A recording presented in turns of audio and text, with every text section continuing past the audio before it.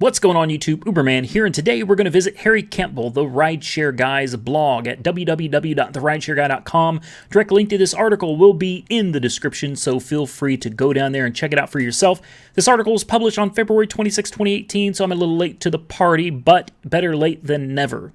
So this says 2018 Uber and Lyft drivers survey results. Now, a couple of these, I'm not going to lie, surprised me. So let's jump into this. We're going to start with telling you that approximately 1,200 drivers were surveyed, and the first question is, how did Uber's terrible year of PR affect drivers? Overall, I am satisfied with my experience driving for Uber. In 2017, those numbers were 39.7%. In 2018, those numbers are 43.4%, so good for you, Uber. Now let's jump down to overall, I'm satisfied with the results of Uber's 180 Days of Change initiative.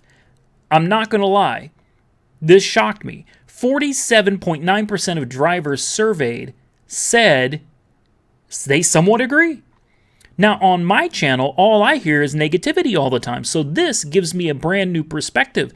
Hearing negativity constantly about any subject, especially the subject that you've spent the last 4 years dedicating your life to, really wears down on you mentally.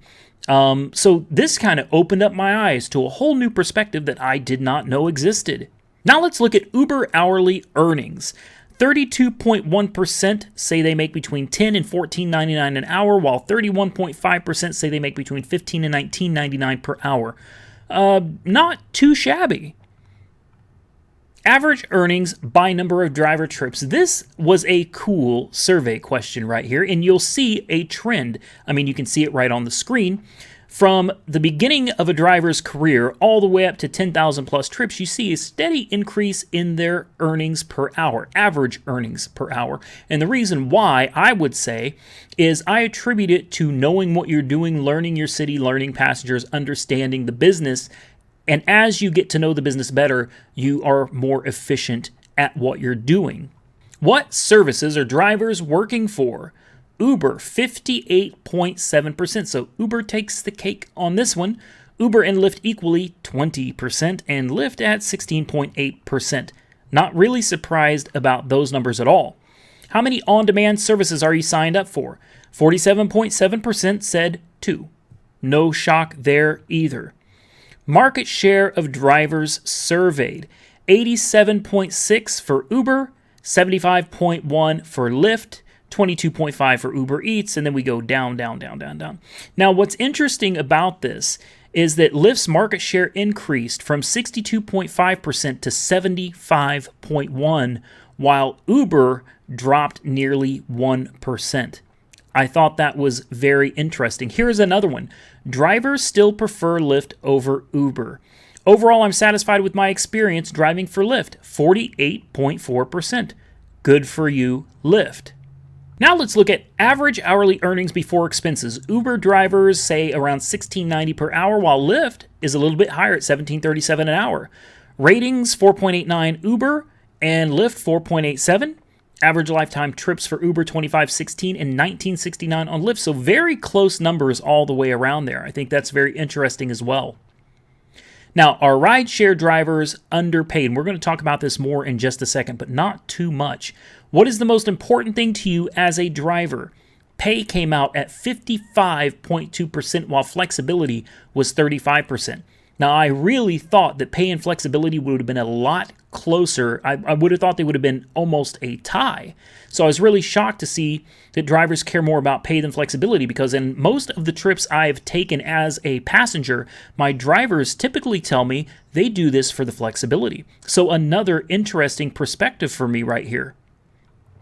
Actual pay versus preferred earnings. I think this is just a fun thing right here. Actual hourly earnings are around $16.93. Preferred is around $25.67. Hey, I prefer to get paid $25.67 an hour driving around too. Of course, who wouldn't? I think that's a good wage. Now, what drivers dislike about the rideshare experience? Overall, I am satisfied with my experience driving for Uber Pool. Well, surprisingly, 42.1% do not agree.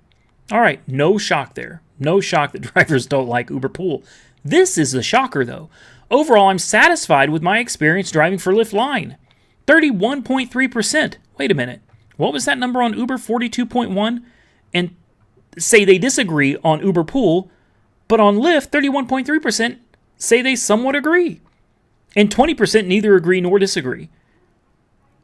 13.4% on Uber, neither agree nor disagree. Very interesting. What is Lyft doing that makes drivers like Lyft Line better than Uber's Pool? Interesting. So last but not least for this video is the Uber and Lyft vehicle of choice. Looks like Toyota took this one by a landslide at 22.1%, with Ford coming in at 10.5% and Nissan in third at 10.1%. Now, with that being said and done and out of the way, Harry Campbell, absolutely great article, great survey. I think it was amazing that you did this. And it's interesting that you did this, and now MIT has come out with their own survey that says Uber and Lyft, basically rideshare drivers, maybe it was just pointed at Uber, I don't remember. Honestly, I don't care. It says that drivers make approximately $3 and change an hour. I call BS on that, and Uber called them out on it too. I'm sorry, but if all of these drivers are out here making $3, $4 an hour, eventually drivers are going to figure it out and you're not going to have any drivers in your pool left. So good job on Harry Campbell for this article.